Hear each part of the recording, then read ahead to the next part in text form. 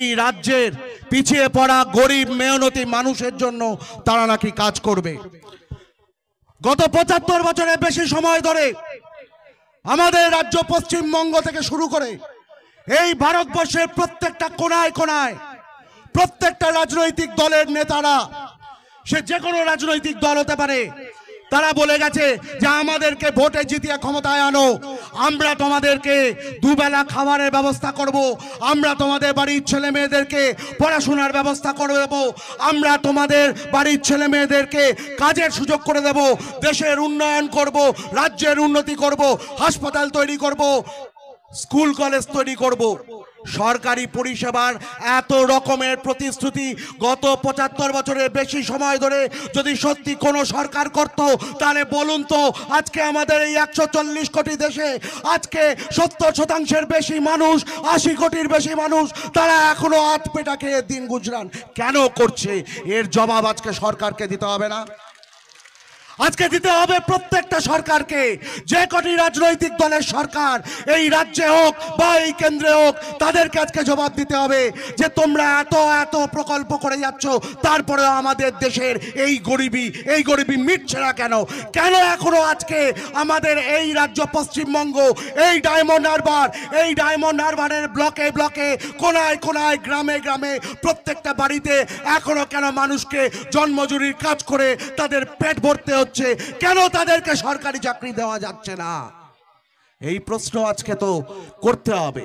আর এই প্রশ্ন আজকে যে দল করছে সেই দল হলো আইএসএফ। আর এই প্রশ্ন আজকে ভেবে দেখুন, গোটা পশ্চিমবঙ্গ বিধানসভাতে যতগুলি আমাদের এমএলএ আছে ২৯৪, তার মধ্যে একটা মাত্র এমএলএ হচ্ছেন আমাদের আইএসএফ এর নওশাদ সিদ্দিকী। কিন্তু এই একটা এমএলএ গোটা রাজ্যকে কাঁপিয়ে রেখে দিয়েছেন। তার সব থেকে বড় কারণ কি জানেন? তার কারণ আজকে ভাঙড়ের এমএলএ হয়েও নওশাদ ভাইজান আমাদের চেয়ারম্যান, তিনি গোটা রাজ্যের মানুষের সমস্যার কথা ওই বিধানসভাতে তুলছেন।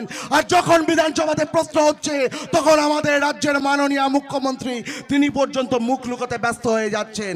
আজকে নওশাদ সিদ্দিকী বিধানসভায় দাঁড়িয়ে যখন প্রশ্ন করছেন যে কেন এই মুড়িগঙ্গার চর, এই চরের সমস্যা কেন মিটবে না, যখন প্রশ্ন করছেন যে বছরের পর বছর ধরে প্রতিশ্রুতির পরেও সুন্দরবনের নদী বাঁধের সমস্যা কেন মিটছে না, কেন উত্তরবঙ্গের জনজাতি মানুষদের সঙ্গে অবিচার করা হচ্ছে লাগাতার, তখন সেই প্রশ্নের উত্তর দেওয়ার মতো ক্ষমতা আমাদের রাজ্যের পিসিমণির ভাইপোদার নেই। আর তাই নেই বলে আজকে এই ডায়মন্ডে যখন জনসভার ডাক দেওয়া হয়, তখন তার আগে থেকে ডায়মন্ডের ঘরে ঘরে গিয়ে হুমকির রাজনীতি করে এই তৃণমূল কংগ্রেস শাসক দল। আমরা বিনীত স্বরে এই মাইকের মাধ্যমে যাদের কাছে আমাদের আওয়াজ পৌঁছচ্ছে তাদেরকে শুধু একটা কথা বলতে চাই যে আপনারা যে তৃণমূল কংগ্রেসের কর্মীদের কাছে আমাদের গলার আওয়াজ পৌঁছচ্ছে, তাদের কাছে আমরা অনুরোধ করতে চাই, আবেদন করতে চাই যে আপনারা যারা গ্রাউন্ডে দাঁড়িয়ে তৃণমূল কংগ্রেস করছেন, যারা আপনারা ওই ঘাসফুলের ঝান্ডা নিয়ে আপনারা লাগাচ্ছেন, মাথায় ফেট্টি বেঁধে গরিব মানুষগুলোর টাকা চুরি করছেন, তাদের বাড়িতে গিয়ে ভাঙচুর করছেন, আপনারা ভাবুন আজকে এই তৃণমূল কংগ্রেসের যে নেতারা জেলে পড়ছে, আজকে এই শেখ শাহজাহান, বেতাজ বাদশা পালিয়ে বেড়াচ্ছে, আজকে ফিরাদ হাকিম বলে দিয়েছে যে শাহজাহান তৃণমূলের যে নেতারা দুর্নীতিগ্রস্ত তাদের পাশে তৃণমূল দাঁড়াচ্ছে না। আপনারা ভাবছেন আপনাদের পাশে এলাকার আপনারা যারা গুন্ডামি করছেন আপনাদের পাশে দল থাকবে? আপনাদের পাশে দল থাকবে না। আর তাই সত্যের পথে আপনারা চলুন। রাজনীতি করতে এসেছেন, গরিব মানুষের জন্য কাজ করুন। নওশাদ সিদ্দিকীর যে আদর্শ সেই আদর্শের জন্য কাজ করুন।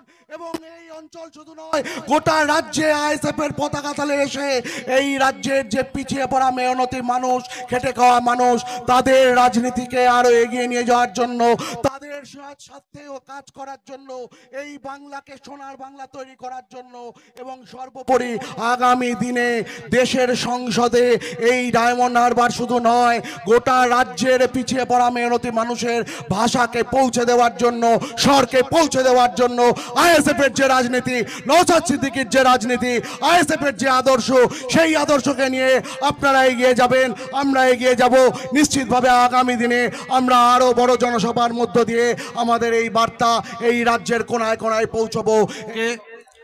সবার প্রথমে ইন্ডিয়ান সেকুলার ফ্রন্ট দক্ষিণ ২৪ পরগনা জেলা কমিটির পক্ষ থেকে অসংখ্য অভিনন্দন, সংগ্রামে অভিনন্দন। হ্যালো,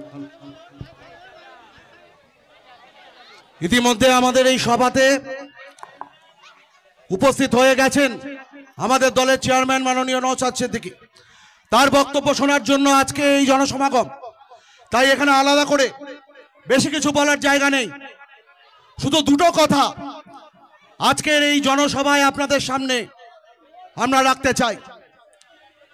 যে 1947 সালে আমাদের এই দেশ স্বাধীন হয়েছিল। 47 সালে দেশ স্বাধীন হওয়ার পর থেকে বিগত এত বছর ধরে আমাদের রাজ্যে এবং আমাদের দেশে যতগুলি সরকার নির্বাচিত হয়েছে, প্রত্যেকটি সরকার নির্বাচনের আগে তারা যে প্রতিশ্রুতি দেয়, যে কসম খায়, তার মধ্যে সব থেকে বেশি থাকে যে প্রত্যেকটা সরকারই নাকি তারা ক্ষমতায় এসে এই দেশের এই আশা ভরসা রেখে আপনাদের সকলকে আরো একবার আইএসএফ দক্ষিণ 24 পরগনা জেলা কমিটির পক্ষ থেকে অসংখ্য ধন্যবাদ, অভিনন্দন জানিয়ে আমার বক্তব্য শেষ করলাম। মিন ক্লাব জিন্দাবাদ, আইএসএফ জিন্দাবাদ। যারা আসছেন ওখানে থেকে যান, ওখানে বসে যান, আসবেন না, ভিতরে আসবেন না, দয়া করে কথা শুনুন।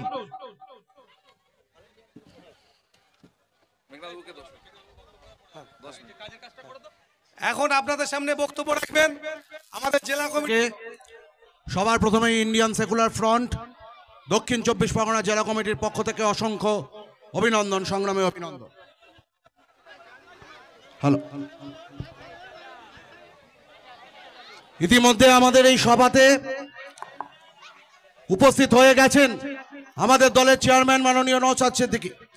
তার বক্তব্য শোনার জন্য আজকে এই জনসমাগম।